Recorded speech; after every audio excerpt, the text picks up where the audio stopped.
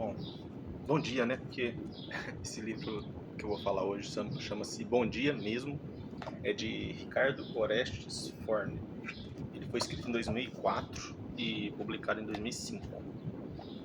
Bom, é um livro com um viés espírita, aliás, é um livro sobre dia a dia, cotidiano, mostrando através de ideias do espiritismo como devemos e podemos viver melhor, né? Então, me surpreendeu positivamente o livro, como ele conseguiu utilizar de forma leve as questões sobre religião, né? Ele falou muito mais sobre espiritualidade do que sobre espiritismo, né? Que é uma coisa que me atrai muito, né? Que é aquela espiritualidade acessível a todo mundo, né? Independente do momento religioso que qualquer pessoa esteja, né? Bom, separei alguns trechos, como de costume, né? Então, eu comecei pelo que ele falando sobre como nossas atitudes mostram que a gente está distante de Deus, né? Que não tem como a gente amar o próximo, como a gente muitas vezes fala, sem amar a gente mesmo, né? Ele prova isso, né? Mostrando que a gente reflete nos outros aquilo que a gente sente interiormente. E uma visão que eu nunca tinha visto e me fez muito sentido.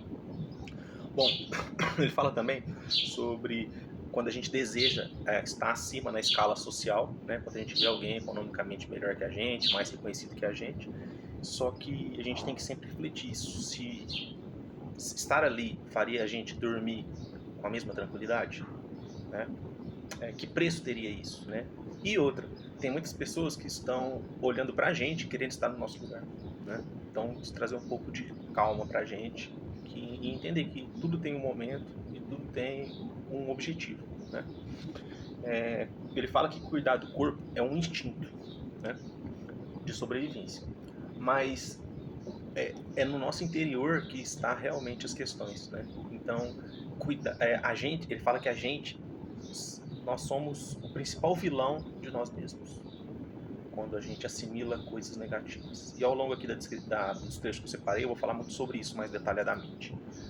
Ele fala que as vivências de Jesus, ele deixa claro que que elas devem ser utilizadas por quem quiser e não com o uso da força, com o uso da obrigatoriedade, né? Então, ele até fala assim que a planta, ela, ela em volta dela crescem pragas e essas pragas não fazem ela desistir. Ela vai crescendo com mais força. Ela vai, muitas vezes o ser humano ajudando, tirando as pragas, claro, mas há locais em que não existem seres humanos e mesmo assim ela consegue vencer as pragas, né, e crescer mais forte. Então, sim, os problemas da nossa vida humana não serem encarados como limitadores, sim como algo que traga força, né, para a gente crescer. Então, aqui um momento que ele fala sobre os lobos, né, que a gente tem um lobo bom e um lobo ruim dentro da gente. É até uma visão, se não me engano, que eu já vi algum psicólogo ou psiquiatra famoso falar sobre isso. Mas ele coloca de um trecho assim de que qual lobo que a gente alimenta, né? Que é esse que vai sobreviver. Então o outro pode até estar dentro da gente, mas o que a gente alimenta? Então quando a gente deseja pena de morte, deseja coisas, extinção, deseja eliminar com ódio, né? A gente vai estar alimentando esse lobo ruim, né? E quando a gente é ponderado e quando a gente não significa ser brando, né? Não significa tolerar coisas absurdas, mas significa que o nosso lobo ruim, ele tem que ser domesticado, ele não pode ser o que nos leva, né? Outro trecho interessante que para mim é urgente hoje em dia, né? Nós estamos em 2026 e parece que as pessoas têm prazer pelo mal, né? Mesmo pelo mal que elas abominam. Olha que louco. As pessoas passam o dia todo nas redes sociais ou nas televisões assistindo coisas que machucam elas, que aconteçam no mundo. Você fala, as pessoas estão se preparando, as pessoas estão se inteirando como o mundo é. Tá, mas precisa disso tudo? Se a gente sabe que existem coisas muito negativas acontecendo, a gente vai nos proteger. A gente vai fazer escolhas. Mas se precisa se alimentar disso, horas e horas de todos os seus dias, ver pessoas sofrendo, pessoas passando por coisas que você sofreria imensamente se você passasse, o que você está fazendo com isso? Alimentando o mal, mesmo que você seja contra esse mal. Tem outro texto interessante que ele fala que quanto mais nuvens no céu, mais a gente precisa de nos exercitar para se aquecer. Então, ou seja, na nossa vivência, né, enquanto ser humano, a gente tem que se aproximar das pessoas que estão sofrendo, que estão em dificuldade, mesmo na nossa rotina, no nosso dia a dia, não significa grandes feitos. Mas isso vai fazer com que a gente desenvolva um calor necessário para a nossa própria vida. E quando não for possível se aproximar, pela oração, pelo poder da mente, pelo poder do pensamento positivo, né, para essas pessoas, a gente já está fazendo um grande feito para nós mesmos.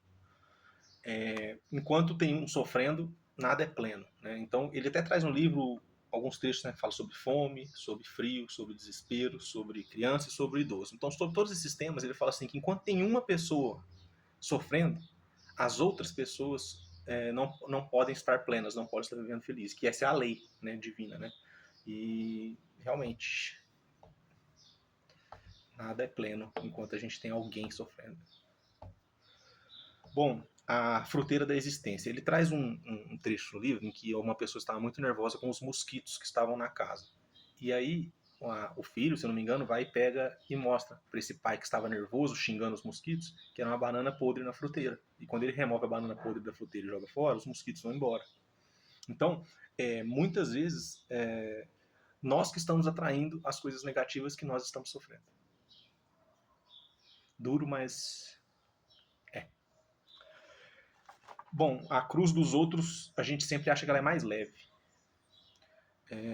Só que, na verdade, os problemas que todos vivem são só os necessários para essa pessoa.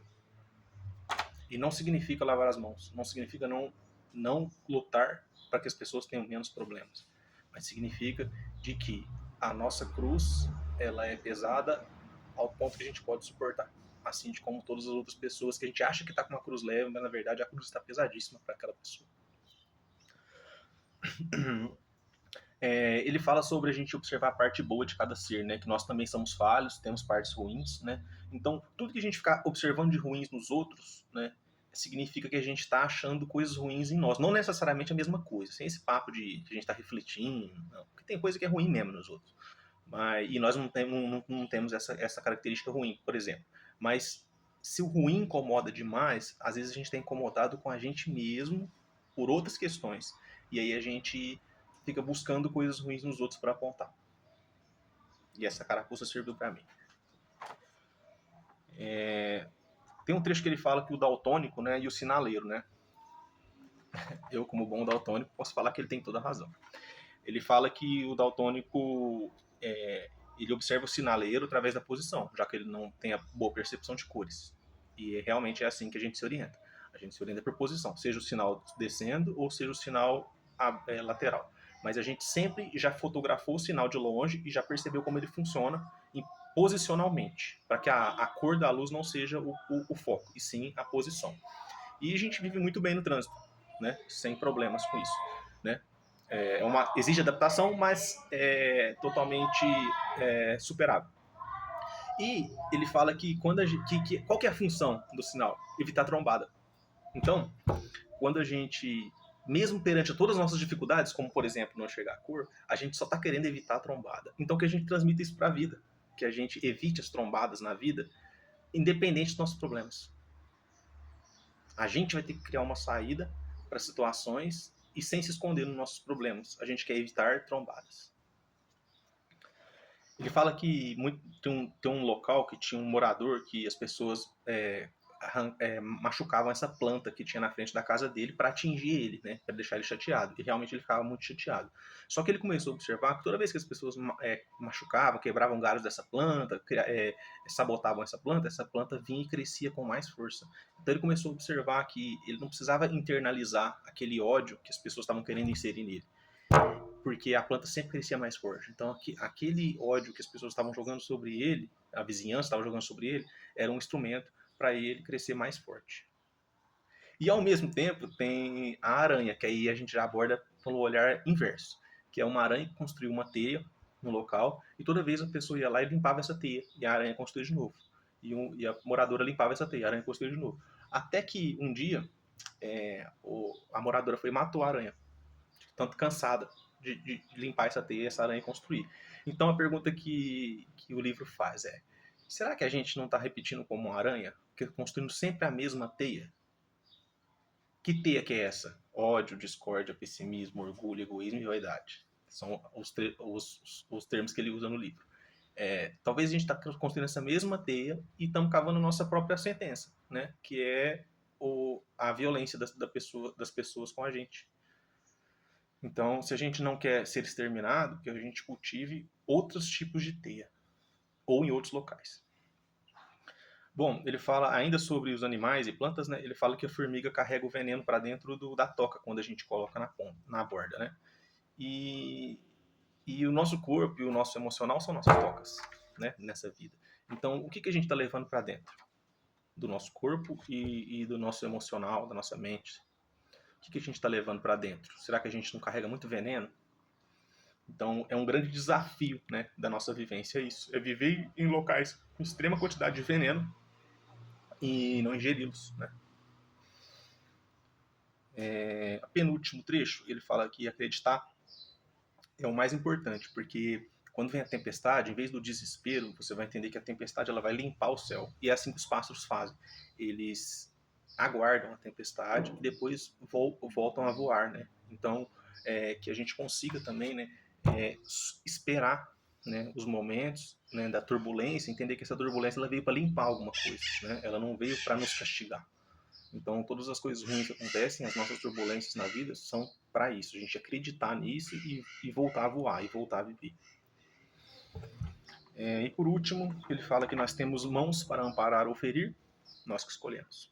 Nós temos olhos para ver o bem ou vigiar o mal, nós que escolhemos. Nós temos palavras para fortalecer ou para ferir alguém, nós que escolhemos. Nós temos ouvidos para ouvir construtividade ou ouvir fofocas maldosas, nós que escolhemos. Nós temos alimentos para nos sustentar ou para satisfazer as gulas, nós que escolhemos. Nós temos um lar para preencher ele de amor ou para que seja uma toca de indiferença, nós que escolhemos. Então, para a gente ter um bom dia mesmo, nosso plantio é essencial. E não significa que vamos colher coisas positivas de cara, mas a longo prazo é muito importante o que a gente planta, para a gente realmente ter um bom dia. E não se contentar com um cumprimento formal vazio, que é bom dia, tudo bem? E ninguém está se interessado sobre se as outras pessoas estão bem. Então, que nós estemos interessados se nós realmente estamos bem, para começar. E depois vamos se interessar pelos outros de forma genuína.